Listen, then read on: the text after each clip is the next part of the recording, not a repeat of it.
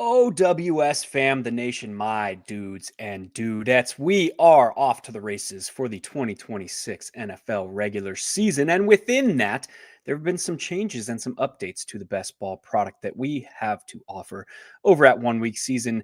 You guys get everything for free. So if you have not checked Best Ball Plus out yet over at 1 Week Season, head on over to oneweekseason.com, get signed up for a free account, and that'll get you instant access to all of our offerings for this best ball season. I am Hilow, and this is Best Ball Plus Industry Experts.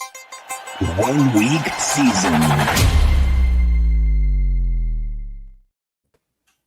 Joining me today to kick off our 2026 best ball offerings here at oneweekseason.com is Mr. Justin Papareilla. He is, if you're not familiar with his work, he is a core contributor for us over here at OWS, and he contributes to The Edge. And beyond being a DFS and best ball crusher, he is just a stand-up dude. Justin, how we doing, man? I want to hear real quickly, quick intro, how your offseason has gone. I see that you had some success over in the golf streets in DFS. Talk to me a little bit about what you've been doing this offseason, dude. Yeah, DFS never really stops for me. Play almost every sport, at least a little bit, and great week for me at the PGA Championship last week. Was sweating the million late. Was in second place with the most PMR in the back nine until Rye went nuts and had a great back nine. I looked like I might even take it down, but still a great day for me. Over a $50,000 cash. I'll always take that. And I started dabbling a little bit with UFC DFS, just a little bit. Almost took down the $18 big one there a couple of weeks ago. Finished in second, so it's been a great off season leading into football here for DFS, and then. Best ball last year was a great year. Best ball, first time I've gotten 2 lineups through to the finals on DK. First time I finished in the top 100. So certainly excited for it this year. Always trying to learn and improve, and think I'm the best I've ever been. Always want to be better than you were last year. So exciting, best time of the year. Can't wait to get at it. Hell yeah, dude. So you had a bunch of success on DK. Were you playing heavier volume there compared to the other sites, or how did you spread out your portfolio last year? Yeah, so you assume you're talking best ball here, not yes. Yeah. Best ball, I max enter the main contest in DK, max enter the main contest in Underdog, and then I didn't quite max enter weekly winners last year, but I got close, and I do intend on max entering it this year, and that was my first time ever doing weekly winners, and didn't have a lot of success in weekly winner. I mean, I did okay. I think I got like half my buy-in back or something, so it wasn't a disaster. But a lot of takeaways from doing it for the first time. Think I can improve this year. We'll be max entering there. So pretty much on Underdog and DK are my are where I play. Oh, and also FFPC. I always forget them. I do throw like 12 lineups into only do 12 teams over there. But then I also do like the main event and some of the yearly stuff. So definitely play over there too. But for best ball, mostly Underdog and DK. Yeah, so there's some nuanced differences to the different formats. Obviously, over on DraftKings, we got the bonuses in play. Underdog, half PPR, drafters, which is the one you didn't mention really in the best ball landscape. Full PPR, but no bonuses. And then over on FFPC, obviously the tight end premium as well. It's a higher buy-in over there at FFPC for their best ball contest offerings for their main event anyway. What do they call it? Just the best ball championship? I think they call it it's got the word slim in there. It's like slim best ball. I don't know, something like that. It doesn't have a very creative name. It's $125 a team over there. So it is a little bit higher buy-in per team, and, tight end premium. And it's a little bit different over there, a little bit of different format. Everything's a little bit different. I would play drafters, but the People's Republic of PA doesn't see fit as to let me. Yes. I was going to say drafters is a very fun format because it's also cumulative scoring that I didn't mention earlier. Cumulative scoring format similar to some of the offerings that they have on the side contests over there on Underdog. How do you foresee splitting up your portfolio moving into 2026? Something similar? Yeah, it's gonna be Max Enter the Underdog main contest, Max Enter the DK contest, Max Enter weekly winners. I'll have a couple of the $500 entries on DK in that one. I'll have 12 of the $125 ones on FFPC, some yearly stuff. A main event team and a couple of their I forget what they call it, the Big Gorilla or something. The Big like Gorilla that. now, yeah, it used to be the Fantasy Pros Championship.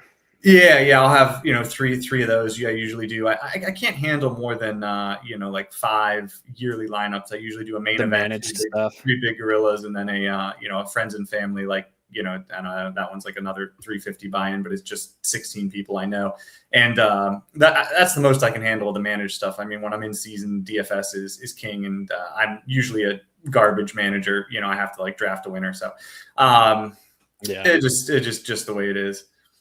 that's interesting. From my experience, I enjoy playing those season-long big tournaments as well, and I found that my biggest skill in that format, because of DFS, is like the running the waiver wire, the weekly start sits, like the in-season management. But yeah, it takes so much additional time that is really hard to devote to it if you're running a big portfolio, if you're really grinding DFS like we are. All right, let's segue here into 2026. We talked about kind of what you expect your portfolio to be. What are some like big macro trends that you've noticed? And you're already what, 50, 100 drafts into the best ball season? I wish it was only that few. If I count like the big board stuff, like the pre-draft stuff, Right. I've got 50 of those on DK, 50 of those in Underdog, and then this year I actually returned to fantasy baseball best ball. I max entered the dinger on Underdog, which is going great so far. Great start there. So, yeah, I mean, they're not even counting the 150 baseball drafts, and then after the draft, I think I'm like another 20 deep on. I try to space it out. Another 20 deep on Underdog, DK, and 20 deep in the weekly winners. So, yeah, well over 100 already. Yeah, so that's about where I am for NFL best ball coming up. Probably 20, 30 drafts in. I kind of changed the way that I was approaching it from a theory standpoint this offseason, where I used to kind of like to get mad volume in early to take advantage of all the uncertainty. And I tailored my draft strategy to take advantage of that uncertainty as opposed to kind of shying away from the variance that's associated with drafting this early in May. But the way that I changed it is I moved my early volume over to drafters. Again, that cumulative scoring format, I felt that was, from a theory standpoint, that was the format where I thought you could leverage the variance, the additional variance, more and benefit greater from that additional variance early. So I'm about 20, 25 drafts in over there on drafters, about 15 through the main event over there on drafters, and 10 to 15 in the $2, which is going to fill some interesting theory to talk about. That's going to fill early, whereas the main event's going to be drafting all the way through September. But what are some trends that you've noticed from the best ball landscape drafting for this early part here in May? Yeah, so this is a really interesting year to me, and I do kind of like the early ADPs here. I don't know how much they'll change, but the trends are clear. And as always, right, whatever worked most recently, people are gonna do a lot of. And no running back injuries. Yeah, like absolutely no running back injuries to a historic level, really, the last couple of years. And also with the NFL moving back to like 90s boomer ball with tight ends and fullbacks and a lot of running. Heavy, baby. It's a heavy league now. Yeah. The running backs have been what has won leagues. And so we are really seeing a heavy trend back towards running backs. In fact, I feel like I'm drafting like when I very first started back forever ago, where it was like, I'd be doing a league with my dad and he'd be telling me, you need running backs, and you draft, like 4 running backs in the first 5 rounds. That's what you're starting to see people do. And it's kind of creating this dynamic where the old school running back dead zone is almost reappearing. Like if you don't have 2 running backs after the first 2 or 3 rounds, then it's like you're really reaching for guys who are in timeshares or have a lot of question marks or injury history. Coming off injury, Scadaboo, Quinshon Judkins, these injury guys are kind of in that realm as well, yeah. Yeah, so you have sort of the first 3 rounds with a lot of running backs that look pretty good, and that's the other thing too, is that based on the league moving back to more of a running style, there's now a lot of running backs all of a sudden who look pretty good, versus maybe there's only 5 to 10 you really feel confident about. Now that number's almost doubled. And the other thing that it's doing is it's making it so in the middle rounds, all of a sudden there's like this incredible receiver value. You get into rounds like 4, 5, 6, and you're looking at the receivers and you're like, wow, these are like wide receiver ones on good offenses. And these guys were not here in previous years. So that dynamic has absolutely changed between the running backs and wide receivers. And then the other big change is the quarterback tight end dynamic. So we've seen in the last couple of years that 3 QBs has been the dominant strategy. Now, that's in the last couple of years. For the first couple of years of a lot of the best ball contests, the dominant strategy was 2 quarterbacks. So that's sort of shifted, especially on underdog where you have less. Yeah, and an 18-round contest, right? Yeah. So, but either on both sites now, DraftKings or underdogs, you're seeing quarterbacks are incredibly pushed up the board. And this used to be very easy to get 3 quarterbacks. You could draft 2 quarterbacks between picks like 150 and 200 and feel okay, like I'm getting guys like Matthew Stafford and guys who could have good years. Now you're seeing like even by pick like 130, like after like Malik Willis is like the last bastion of hope. You're seeing almost no starters even there, and the couple of starters that are there, you're looking at like Bryce Young, who obviously has a lot of issues, and Mendoza, who might not start the whole year and is a rookie, and Deshaun Watson, and Deshaun Watson, and even Aaron Rodgers was like the cheap guy before people knew 100% that he was gonna sign. And me being in the local Pittsburgh market, I drafted a lot of cheap Aaron Rodgers. I felt pretty good he was coming back, but now even that he's for sure coming back, and it's not like he's a world beater at 42 in the Steelers offense, but he's even coming up to around like pick 150. So it's crazy. It has sort of made me, especially on underdog, be more comfortable with 2 quarterback rosters, because if everybody's going to be this horny for quarterbacks, like I'll take a 2 quarterback roster in an 18 pick draft. Like I don't think that's a huge disadvantage. And maybe the pendulum swings back this year where 2 quarterbacks is the dominant strategy, and then it's like, oh, everybody's using this draft capital on 3 QBs and it's not worth it anymore. So it's insane what's happening with QBs. And then tight ends, right? Tight ends is the other big change. So we have sort of a clear top 2 with McBride and Bowers, and then sort of a clear next 2 with Loveland and Warren. And after that, again, there's just like this huge drop off. Right. Like Tucker Kraft coming off injury, Harold Fannin with the uncertainties with all the changes there in Cleveland. You're talking about that tier. Yeah, it kind of drops off pretty quickly there. And I think this is another draft strategy thing, even more than the players. I think people have sort of realized, and if you watch, a lot of pundits and analysts, they're going to tell you early or late tight ends, right? Like get an elite guy or don't draft one until the end of the rounds, get 3 late guys. And I think that's what we're seeing everybody try to do. And in fairness, the data has, said that that's the right way to go, is that if you're not going to draft an elite tight end, you really shouldn't draft one in the middle rounds. You should wait and draft guys late. But what this has done is a lot of the guys who were sort of middle guys, are now late, and you can get decent tight end rooms drafting nobody before pick like 120 that look like you spent at tight end, where you're getting like Jake Ferguson and Mark Andrews, and depending on how you feel about Kelsey, and you can take an upside swing on Sadiq, and guys like Okonkwo, who could be better this year. Like there's even guys like likely guys like Helm are around late who could have upside. Greg Dulcich, baby. Dulcich, I have a lot. If you get Willis, Dulcich should be.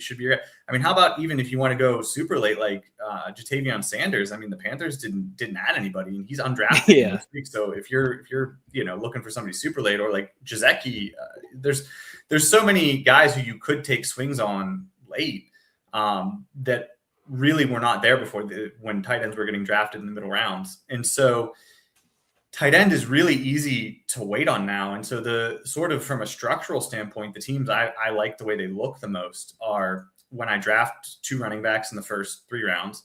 And I try to keep it at 2 because I do see a lot of people drafting 3, 4. Like I think they're getting excessive with how many running backs they're taking like in the first 5 rounds. I'd rather just take 2 guys I feel good about.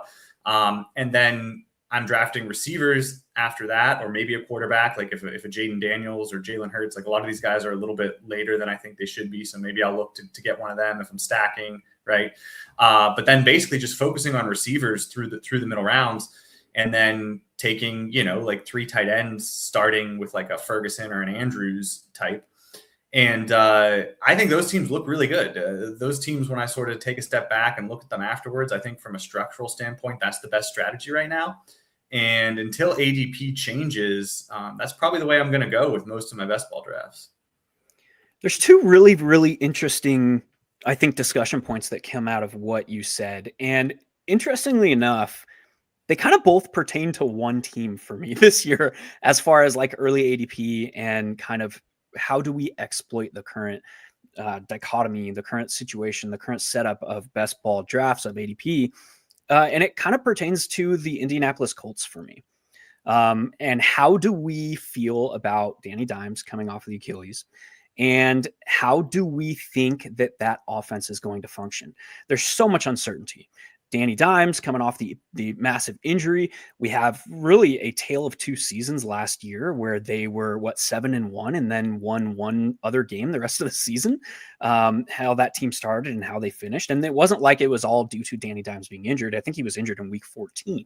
So that team kind of had a tale of 2 seasons. We've seen this coaching staff kind of go through the rigmarole here. They've struggled to find consistency at quarterback. They finally appear to get it with Danny Dimes. They're able to run this like the Shane Steichen like pass to score and run to win kind of mentality. And what's I think so interesting about this team as their ADP kind of mixes into this macro view of best ball and ADP, how it is in the early goings, is like if we pretend not to know what's going to happen with this team this year, and we just say that like they have shown with Danny Dimes under center that they can be a functioning offense, they can average 26 points per game, which is right where they were at with over the first 8 weeks of the season last year. Like this can be a top 10, top 5, maybe if we really squint, scoring offense in the coming season. And with the departure of Michael Pittman, we have to look at kind of what these other guys have done in their career. Like they replace Michael Pittman with Nick Westbrook-Ikhine. They extend Alec Pierce, and Alec Pierce is a guy that like good at what he does, but his career high is a 0.22 targets per route run. So like this is not a guy that is commanding targets at an elite level. He has that splash play potential. He has the ability to grow in his route tree still. We saw glimpses of that last year, but this is still a guy who's running high percentage 7 to 9 routes, like downfield stuff, the goes, the in-breaking stuff to take advantage of what Steichen is trying to do there by creating space between the linebackers and the safeties. But without getting too much into it, I broke down this team in team previews. You can go check those out again over at 1 Week Season, completely free this year. And you're going to get all 32 team previews, what to expect, the big changes, what we think is going to happen with all this. And we had 11 head coach changes this offseason. So it was very busy offseason. So all the personnel changes, all the coaching changes, all that stuff is wrapped into the team previews. But when I was writing up this Colts team, it was like, man, they're one of the widest range of outcomes, and I'm probably growing tired of hearing that here, but one of the widest range of outcomes teams in the league. But if we really like break down, this is an offense that should primarily flow through, in my opinion, 2 guys. It's not Alec Pierce to me. Like he's going to be there. He's going to be doing his things. We could again see that growth in his route tree, but we haven't really seen it yet. He hasn't been able to, beat the press man stuff off the line. He hasn't been able to do some of the stuff that Michael Pittman was doing. Who is that player to me? It's 2nd-year tight end Tyler Warren. So it's very interesting where Warren kind of falls. He's currently being drafted as tight end 4. I've gotten him as late as like early 7th round, typically in the 6-7 turn range, depending on where you're drafting. And then Danny Dimes, how he fits into this macro best ball ADP setup is like he is at the tail end of drafts. He is like beyond that round. Like it used to be round 11 or round 12, you could still get like high-end quarterback 2s. Now those are all going in like round 9. So if Danny Dimes, he's coming back from the Achilles, but if you're placing a bet on this offense, I think you can do so profitably through Jonathan Taylor, through Tyler Warren, and through Danny Dimes. And you can do so and kind of exploit a little bit of the early ADP that we're seeing here. If we get glowing reports that Danny Dimes is moving well, he's, taking he shouldn't have an issue taking all the first team reps, but if he's moving well, if he is, we're getting glaring reports from OTAs, which are ongoing, like we're going to start seeing that ADP shift a little bit. So that has been a team that I have been focused on a little bit, taking a little bit more of an exploitative stance in this early window, which again, we're not going to get into too much of the theory here, but as the offseason progresses, we get more and more info, and we're going to want to tailor our draft strategy a little bit to the time versus information equation.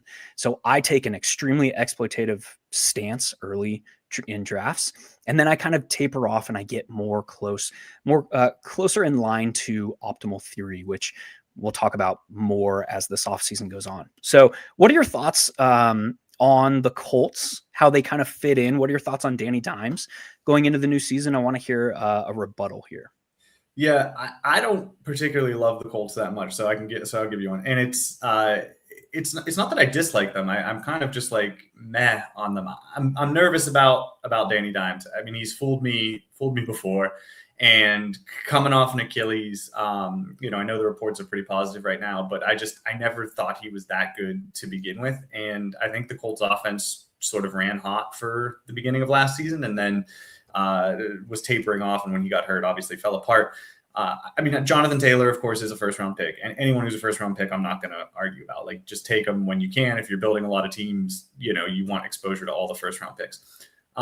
Warren is a guy who it's really, he's sort of in an awkward spot for me because I want to be drafting receivers where he gets drafted, and you have Bowers and you have McBride at the top.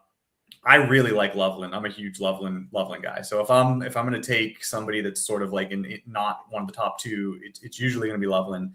And then I get to Warren. It's not that I dislike him. It's just where he's going.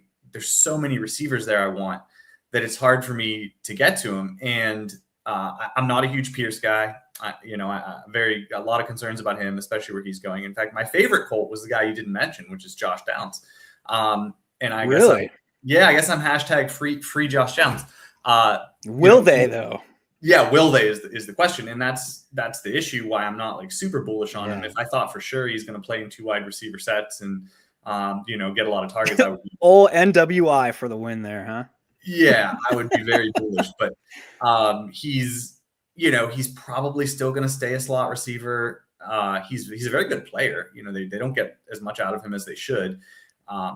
I hope he sees more target volume and a bigger target share and plays more snaps this year, but I can't sit here and tell you that I know he's going to. So if I'm taking a swing on a Colt, Downs around 110, I feel probably the best about is like a 5th receiver or 6th receiver on your team, especially on DK, for the full PPR.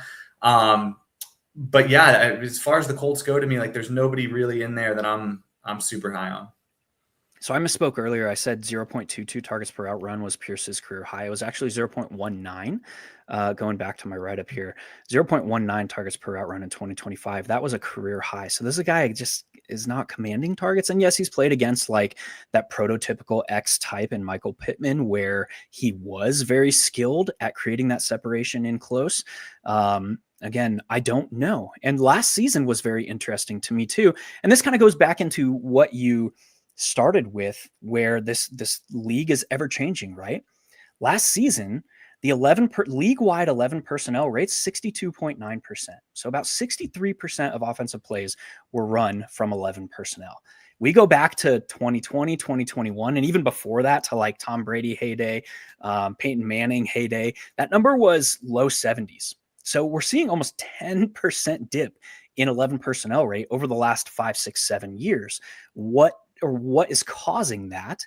We've seen the adjustments from the defensive side of the ball, increased 2 high rates, the double safeties. Why are teams doing that? Because they have a better balance against the run in the pass. We're not going to get into all that, but the numbers are telling us that the offensive pieces here, the teams are reacting to the changes that we've seen in the defensive side of the ball. So we look at this team, and it's interesting that you bring up Josh Downs. He went from a 72.8% route participation rate in 2024 down to 62.8% last year. And to me, that was because we're seeing Shane Steichen adjust to the current defensive meta, and what had changed last season, it was the introduction of Tyler Warren for me. So again, I don't know if we see, and Josh Downs is a guy that was very similar to like a Jaden Reed as far as percentage of routes run into wide receiver sets. And I don't know if we see that change. So I'm actually on the other side of that. I don't particularly like clicking Josh Downs' name, even, where is he at? Like 10th, 11th round ADP, somewhere around there. Pick I always think in numbers, like pick one. Right.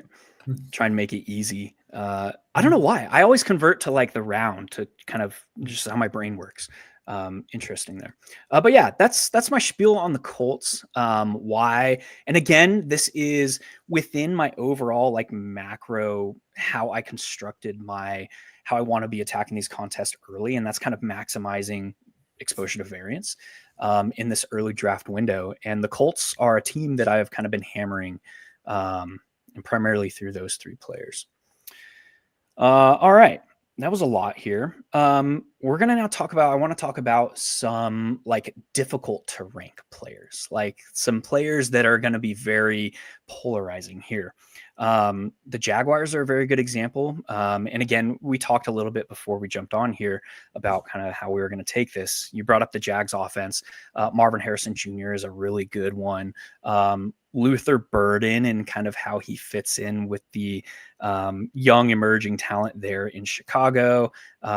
DK Metcalf is a very interesting one. Talk to me a little bit about these kind of polarizing players, these players that some might feel that are very difficult clicks where they're going, and some might feel that they are kind of underpriced here. Yeah, so that list, that I sent you guys, I feel are difficult to rank, and I think all of them are. And then, interestingly enough, I think the entire Jaguars offense is incredibly hard to rank. I mean, this is an offense that we want exposure to, right? Like, this is probably going to be a good offense. We believe in the coach, and we saw huge strides last year. There's no reason to think it won't continue to get better. But who do you want? And even when we look at the backfield, if you start there between Tootin and Rodriguez. I wish I could just be all in on Tootin. Like I really do. I want to be. But Rodriguez, man, he in limited sample size, he has good advanced metrics, and he's got a history with Cohen. And they paid him enough to make me think they're going to use him at least some. Tootin's not the biggest guy. I don't know that necessarily they want to give him a huge workload. I think that backfield could end up being more of a split. And if you think it's going to be more of a split, you probably want Rodriguez because he's going 60 picks later. So I want some of both of them. I'm certainly not shying away from Tootin, but I have more Rodriguez in early drafts because of the price and because I think that he's going to be involved. But it's like my confidence interval there is not high. And then you look at the wide receivers, it's probably the messiest wide receiver room in the whole league. You have, you have Brian Thomas, who was a top pick, who had this amazing rookie year, and then looked, like a round peg in a square hole in Cohen's offense, like a sacrificial X, the best sacrificial X in the league, and looked like he didn't want to do things like go over the middle and take big hits, and just looked like a bad. Well, fit. Look what happened in the first 2 weeks. Yeah, right. Yeah. Just looked like a bad fit. And then you have they bring in Jacoby Myers, who you think is probably profiles as more of a slot receiver, but then you have the emergence of Parker Washington, who looked like a world beater down the end of last season. We know the slot role is a very valuable role in that offense, but which one of them is gonna have it? And then you have Travis Hunter, and the biggest wild card probably in all of the draft, because what is going to happen with him? You'd think, okay, well, they can play Myers and Thomas and Washington as their three receivers and basically not even use Hunter and just play him at corner where they have a need. But, do they really want to accept that we traded up and spent all this capital to bring this guy in for a cornerback? Be a corner? Yeah. They talked about how we have this master plan for him to basically be, Deion Sanders, and that fell apart in like the first week of camp. Yeah. And here's the other thing though, like when Hunter played receiver, he looked good, like especially he had some good catches, man. That body adjustment catch when he was going down over the middle against the Chiefs was pretty impressive. Yeah, and he had his best games at receiver right before he got hurt, and we would think, a guy who's playing two ways and played two ways in college might have a little bit more of a development curve. So the fact that he was starting to kind of get it, and hey, maybe this guy is going to be a good receiver. Now all of a sudden it's like, okay, we have three receivers who could be good. I mean, I wish one of them would get traded. Like there was a lot of Thomas is going to get traded, hype. I wish that would have happened, because that would make their receiving room so much easier to predict. And it's like, I'm taking swings on all of them in best ball. Like I'm drafting them all, and I'm just hoping I'm going to get it right on certain teams is kind of my approach to it. But I really don't have a good lean on like what's going to happen with these four guys, because it's four receivers. And the thing is, like, Parker Washington, to me, where he's going in drafts is really risky. And I know how good he looked, and I know, that he could have the slot role and it could be this really valuable role, but he could also just end up being the fourth receiver. He could. And you're drafting a fourth receiver, at pick like 70. A lot of risk there on Parker Washington to me. I mean, I want some of him because of the upside, but I'm being very cautious with him. I think something also that is going under talked about this team is like how quiet of an off season they had. Small market team. Shahid Khan and James Gladstone had one of the quietest. Shahid Khan being the owner and James Gladstone being the GM had one of the quietest off seasons like I can remember in recent history. It's like they let Travis Etienne go, and they bring in like a change of pace back. Like that was it. They signed Okororo on the defensive side. It was like, what did they do outside of that in the drafts? Like hardly anything, man.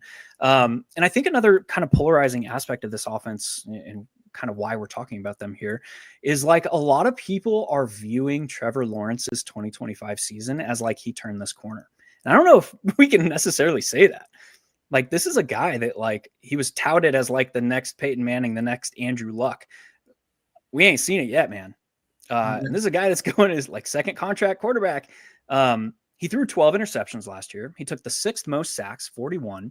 He didn't get as much help from his pass catching core, 8.6% drop rate from his pass catchers last year. Completed only 60.9% of his passes. So like, yeah, we could see year two growth here.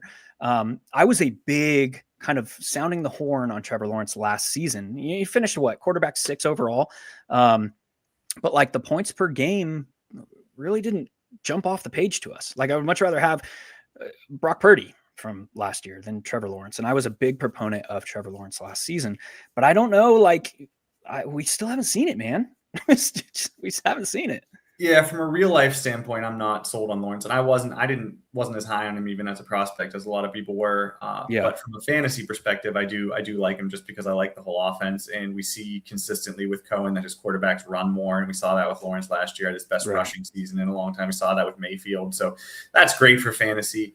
So I like him, and I like him in fantasy. It's just as a real life quarterback, I agree. I'm not super sold that he's that good at football. Yeah, when you also further amplifying up the uncertainty here on this team, you mentioned Bashal Tutin and Chris Rodriguez. LaQuint Allen had a legitimate role in this backfield last season. He was the third down specialist. I don't see any reason for that to change moving forward. We look at what Chris Rodriguez does, the human bowling ball, and he's like probably the short yardage goal line guy. So how excited can we be about Bashal Tutin within that? I don't know. We look at Travis Etienne's season, 63% of the backfield usage, probably somewhere in that. And we saw Travis Etienne was able to return value there. Yeah, I don't know. Just a lot of uncertainties here. But again, if we're looking to like tailor our draft strategy, we shouldn't be really shying away from that uncertainty this early. We should be kind of leaning into it. So I'm with you, taking shots where it makes sense. Even though I sat here for 10 minutes and kind of talked down this situation, we'll say. But yeah, into the next one, Marvin Harrison Jr. Talk to me about how you're seeing him. This hurts. I'm in on Marvin Harrison. Me too, dude. Let's go. It hurts. It does. I guess I'm wearing red here. Like Well, I mean, 5th round versus 3rd the year last year and 1st the year prior. Is it a falling knife, or are we reaching a spot where we can see some value here? It might be a falling knife. I'm hoping it's not. So Marvin Harrison is one where I was very high on him as a prospect coming out of college, and I probably should have been more concerned with the fact that he didn't run an official 40, because guys that don't do that nowadays, it's like it's not as good as you're just slow. You're labeled as slow. Like the speculation was he ran a 4.3, and like that he doesn't. He probably ran like a 4.6 or 4.5. So no, not that bad. But he's a huge guy, big body, strong guy. His game is not just running by you, but this is a 3rd-year receiver, was an absolutely elite prospect. A lot of people thought top 5 receiving prospect like ever. And the first 2 years haven't been good, but you also have to keep it in context a little bit. Like when we say his rookie year was bad, a lot of us who play fantasy feel that way because he was being drafted like at the end of the 1st round, and he was nowhere near that type of value. But if you look at his rookie year historically as a receiver, it wasn't that bad. And you also have to consider that he had Kyler Murray, who, as we've seen, like he was killing Trey McBride too. He's just not a very good passer. Fun Vikings. Yeah, I enjoy Vikings. And then we see, okay, last year, well, Marvin Harrison was also disappointing, but he was injured for a lot of the year. And I feel like I'm making excuses for him, but he was an elite prospect. He's in year 3. A lot of guys break out in year 3. He should have theoretically a better passing quarterback than he's had in the past. I still think the Cardinals are going to stink, right? Like, I don't think they're going to be good. So they should be losing a lot. I've heard a lot of people say, well, the Cardinals were garbage time specialists last year. Well, like, do you think they're going to be winning this year? Nothing's changed. I don't know why people say that as like a negative. Like, I think, yeah, you're right. And it's going to be the exact same thing.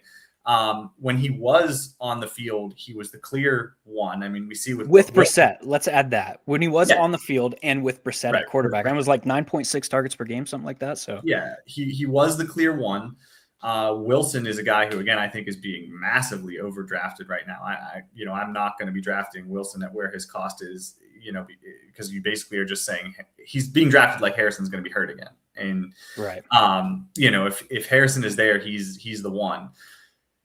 So at cost, those things make me say, taking him as like a 3rd receiver. I mean, you can take him as a 3rd receiver, 4th receiver sometimes after you have 2 running backs, and I think he's worth that. He might burn me again. I could see him burning me, but I'm in on Marvin this year. My bold claim, I much prefer clicking Marvin Harrison Jr.'s name at cost than I do Trey McBride even. At cost, I don't disagree with that. I think, not that McBride could have another huge year, but again, everything went right for him last year. Right. And that's 2 years in a row, really. Yeah. If I'm certainly not fading McBride, but if Marv is in the mix, McBride is not the same target hog. So, when I look at cost, to me, Marv is the guy I want in that offense, and I'm going to have a good bit of him. I'm going to be overweight, and if I get burned, I get burned, but I'm in on him this year. This is also a very, very polarizing offense. We'll anchor on it real quick. 3 players in the top 5 rounds currently by ADP for an offense that is projected to be bottom 5 in scoring.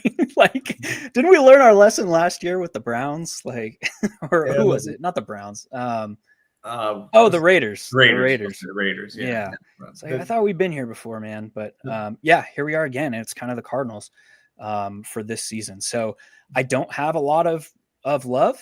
I don't have a lot of McBride even. I much prefer taking other clicks. And, McBride is just because he costs a top 2 pick, or not top 2, but like a second round pick.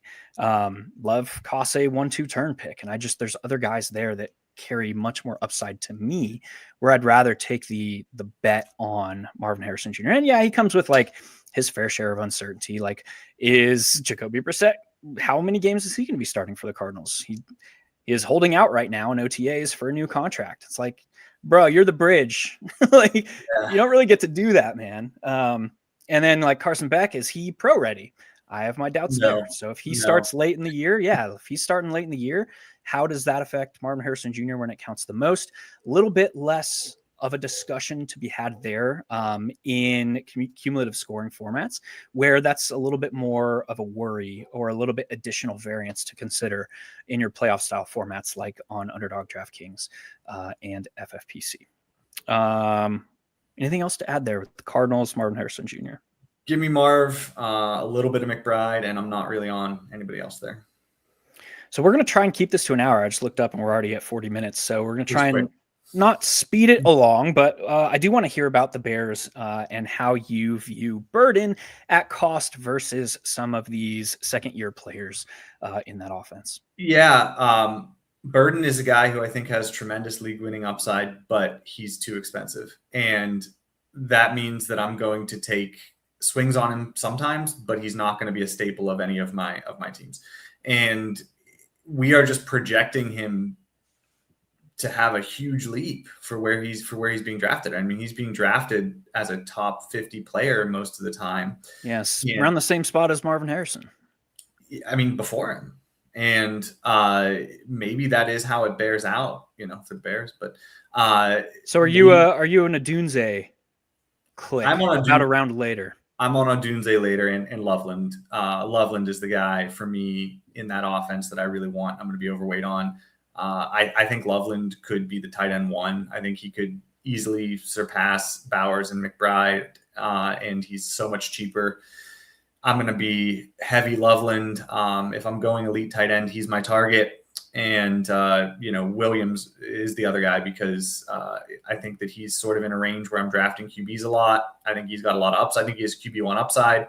I don't necessarily know where the ball is going to go in that offense, but I know there's going to be a lot of points. Or per each throw, we don't know where the ball is going to go. Yeah, this is particularly better in best ball for me, Williams, because he is like, Jekyll and Hyde. He'll have games where you think he's the greatest quarterback ever, and then he'll have only against the NFC North. Seemed like right. Jesus. Yeah. Burden has a lot of upside. I could be sitting here next year being like Burden was JSN. He was the league winner, but he's he could be. He has that upside, but he's priced for it. And taking a swing on a guy who's not really shown it, and there's a lot of other options in that offense, he's just too expensive. I tend to agree. I much prefer, and again, this is like, we can't sit here and say, don't draft this guy, because there's so much more that goes into it in best ball, as we all know. And that's not our purpose here. We're not sitting here telling you draft these guys, don't draft these guys. Go follow some of the talking heads on Twitter if you want that. I won't name names. Sorry, I've gone too far. But at cost currently, where we're sitting here in May, I think we can say I prefer clicking Rome Odunze's name over a guy like Luther Burden a full round later. I'm with you on Loveland. It's very clear the way that the tight end position is tiered this year. We talked a little bit about it earlier, where it's like you have the top 2, you have the upside youngsters behind them, Tyler Warren, Colson Loveland.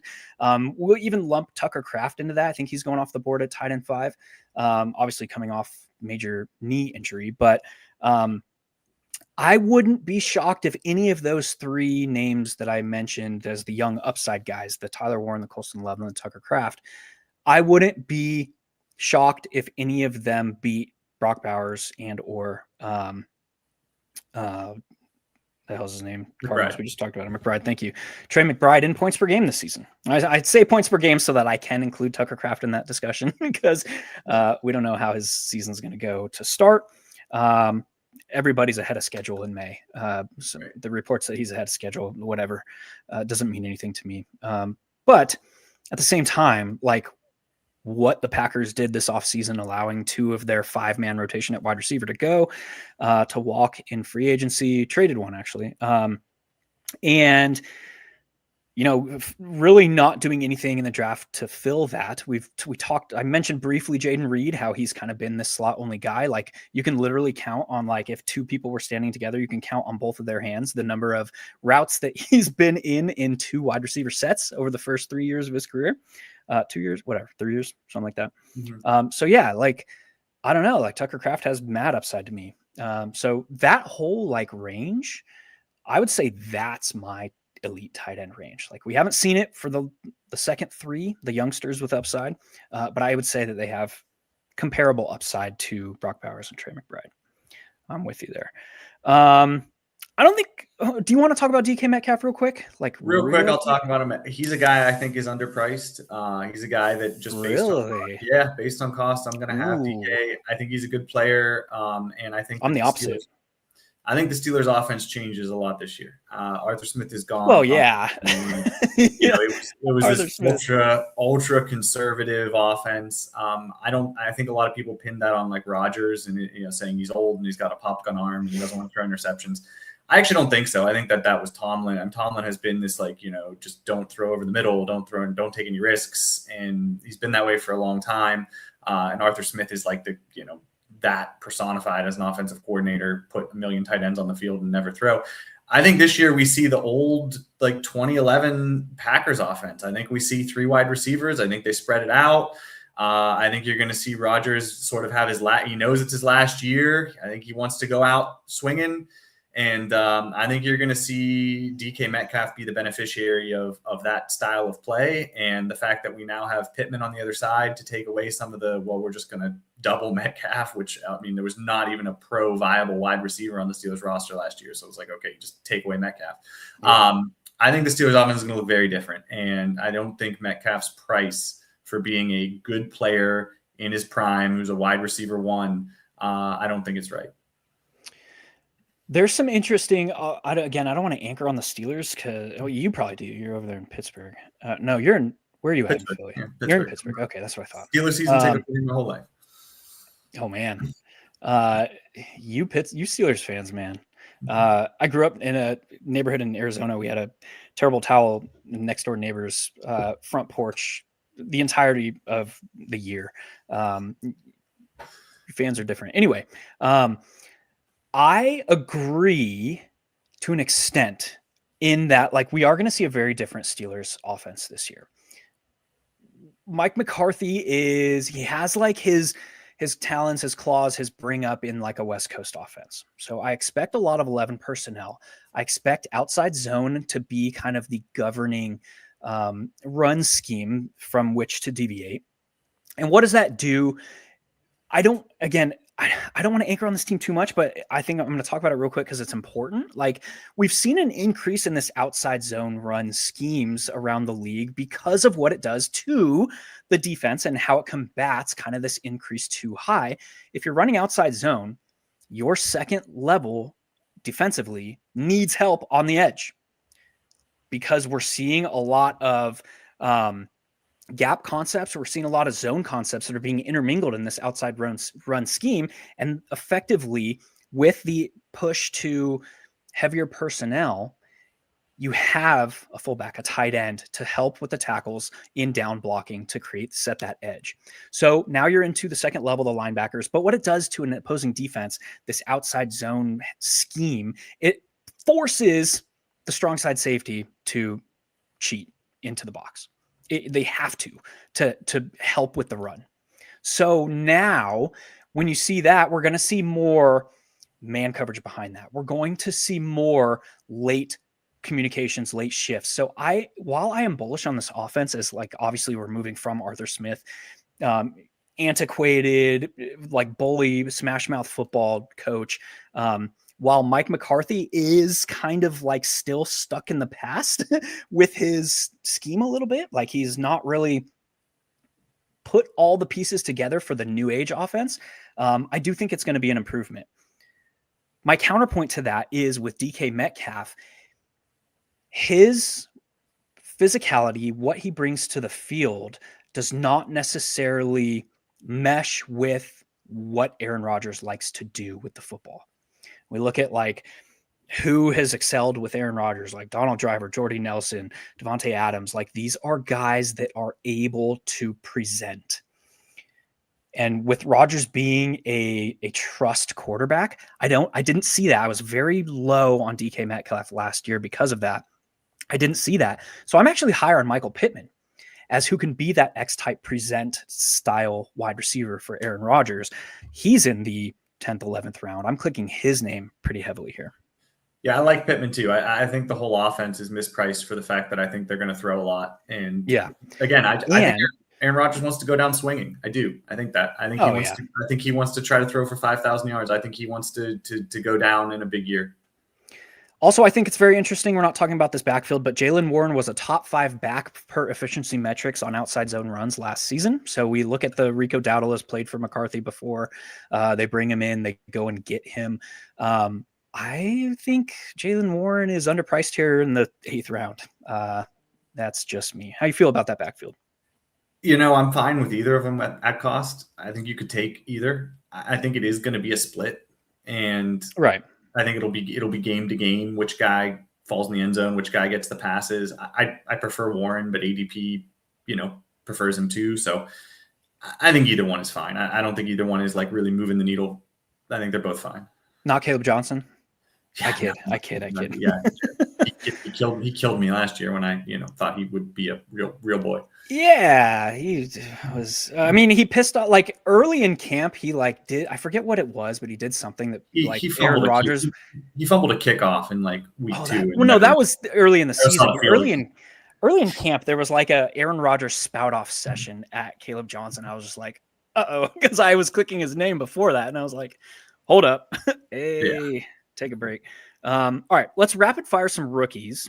We're just going to talk from the top. Love, Price, Tyson Tate, and Kenyon Sadiq were the names that you gave me. We'll run through kind of top level thoughts on those 5 here. Yeah, Love, we briefly touched on when we talked about the Cardinals, and I do not love Love. He's just getting squeezed from a lot of directions. I think that the offense is going to be bad and be throwing and be in garbage time a lot. I think that, poor Tyler Algier. He's done nothing but overperform expectations, and every time they just draft a running back in the top 5. But I think he's going to have a role. I think he could have like almost like a David Montgomery type role with what we saw with Gibbs, early in his career, and that's going to take a lot of Love's value. And then Connor, it's still. I don't know what the Cardinals were doing drafting Love. They have so many needs, and they have 2 running backs. They re-signed Connor last offseason. Yeah. They bring in Tyler Algier this offseason, and then they draft a running back to make him the highest paid running back in NFL history. I don't know what they're doing. Terrible management. But there's 2 other running backs on the roster. Like I don't think Connor is going to have like 0 touches. I think he's gonna get a little bit also. So it's just a lot of squeeze on Love's workload on a bad team that's not going to score that much, that is going to throw when they're losing. So not big on him. I shit on like Ashton Jeanty and the Raiders last season. Like this situation for Love for the Cardinals is, I would argue, worse because there's more more touch competition on the roster. So I don't get it. Price is a guy who I like, although again, his cost is somewhat tough to swallow. And my big thing with him is that I'm very nervous in the playoff formats. Like if I was on drafters, I would like Price a lot more. I'm very nervous in the playoff formats that maybe he gets you there, but then Charbonnet comes back late in the year and Price becomes like a timeshare, back, and it's like, okay, now he's going to kill me in the playoffs. So he scares me in the playoff formats, but I do like him in the beginning of the year. I do think he'll be the RB1 there, in the beginning of the year. So I'm not totally fading him, but he's certainly not a guy that at his cost, which again is like top 60 pick, or around, I think he's right around 60, that I'm gonna be aggressively going after. That's another range where I really want to be drafting receivers. So probably won't have a lot of price. Tyson is a guy I like because hold on before we jump into him. I think the fact that the Seahawks signed Emmanuel Wilson this offseason might even cap Price's early season workload. I mean, Emmanuel Wilson, big bodied, able to get the yards that are blocked for him type back coming over from the Packers. I think that Price is likely to be in a timeshare throughout the season. Could be. And that's just kind of like the changing macro evolution of the NFL. A vast majority of these teams are going to be split backfields, but there is still going to be fantasy value present. But again, we're paying a round 5 pick for Price. Mm-hmm. Sorry, Tyson. Yeah, Tyson, probably my favorite rookie on the list, just because he went to the Saints and they used a top 10 pick on him. I think he's going to get a lot of love. I think the Saints want to run a ton of plays. I think they're going to be an explosive offense. I know that's not like a novel take. Everybody is in on the Saints. You know, they're that team this year that everybody is in on. But there's a lot of reasons to like them. So even though I think everybody likes Tyson, I have nothing really bad to say about him. I think he's going to have a good year. With you. Along those lines, real quick, sticking to the Saints, we're high in this offense. Alvin Kamara is kind of getting thrown to the wolves as far as ADP, 15th round currently. Yeah. And then some of the rookies that they brought in other than Tyson. Do you see anybody stepping up behind the top 2 pass catchers there? Yeah, how about some Oscar Delp?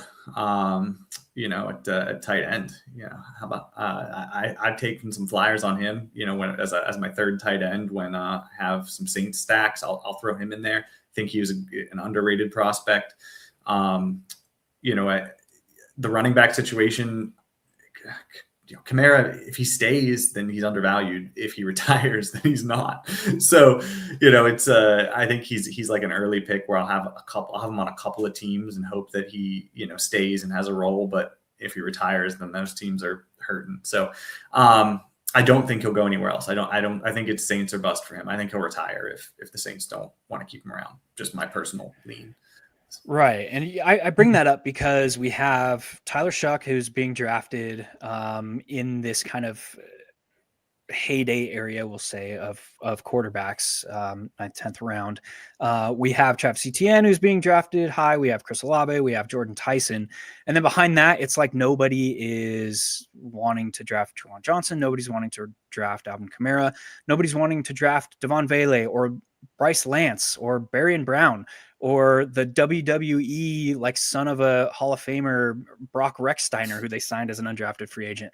There's just a lot of open, I don't want to say like availability or like like potential for upside here, but like Chris Olave has missed games in every professional season. Jordan Tyson, like, I'm not worried about his injuries. I don't think that he is injury prone. Like he blew out his shoulder one year in college. He had the hamstring issue last year. I think people might be overreacting to we held him out of like rookie mini camp for the hamstring one day thing that was going on there. I'm high on Jordan Tyson. But I think just beyond that, like, I think there is room for somebody else. And when you talk about Shuck being pushed up and all these other guys, like your back stack ability is you're picking between those guys. So I have a lot of Shuck like paired with like Alvin Kamara and Devon Vele, for example, where now you're making that offense a little bit cheaper. Mm-hmm. Yeah, I'm fine with that this early. Could hit. Yeah, just so much stuff can happen. Like, yeah, anyway, talk to me about Tate. And then we'll end it with Kenyon Sadiq. Yeah, Tate. I'm very worried about the offense. I'm not sold on Ward.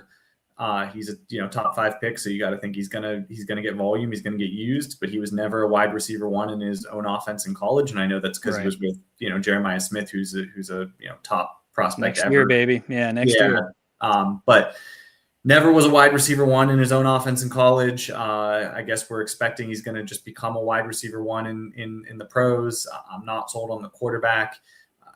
I don't hate him. I'll take some swings on him, but there's other receivers around him that I prefer. With you. Paying that, yes, top 5 whatever pick this season, but paying his current ADP on an offense that is again projected to be a top 5 offense, not for me. As well. Kenyon Sadiq, another expected or projected here bottom offense in the Jets. So I hear a lot of hate on Sadiq generally when people talk about him, and I'm a little bit higher on him, I guess, than Yeah, we're paying 13th, 14th round, dude. Yeah, it's just That's way different.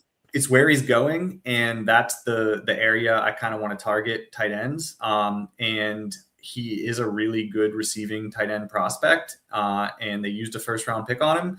So you got to think they want to justify that because The first of 2 first-round picks. Yeah, it was kind of another pick that didn't make a lot of sense when they have Mason Taylor and they have so many needs, but they did it. So you got to figure they're going to try to justify it. And he's just not expensive, and he has a lot of upside. I mean, he has a lot of receiving upside.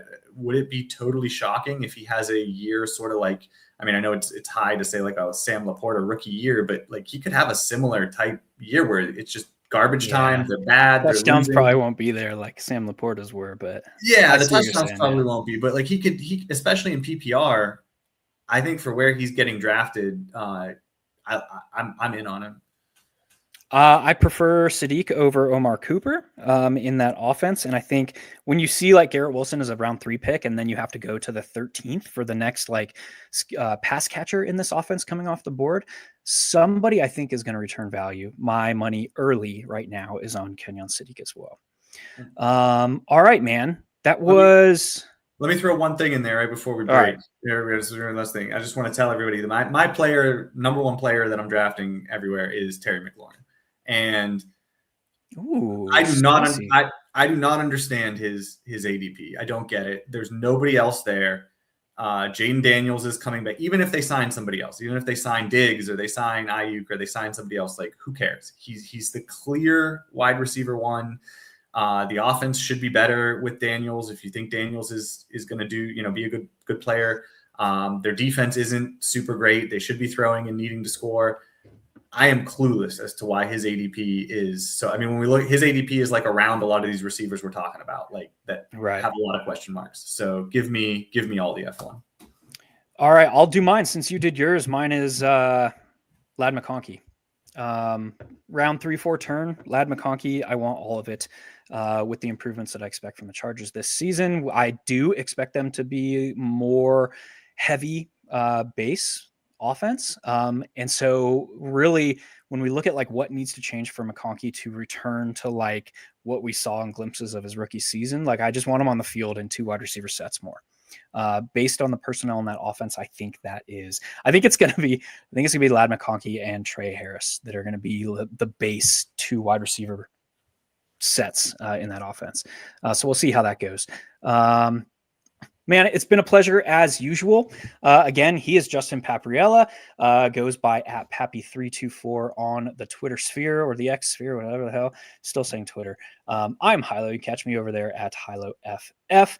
We are primary contributors over at oneweekseason.com. And again, if you missed the change, all of Best Ball Plus is completely free. All you need to do is head on over to oneweekseason.com. Get signed up for a free account that'll get you access to all this best ball goodness for us throughout the off season.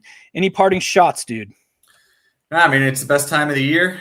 Get out there, whatever format you like, whatever platform you like, get drafting, annoy your wife at dinner like I do by drafting the dinner table. Get it in. We go on like daily walks because I've got a 2-month-old now, newborn. So my wife wants to go on daily walks. She always gets pissed when I'm drafting on those walks, man. That's a good shout out. I do the same thing with my 3 and 5-year-old when we go on walks.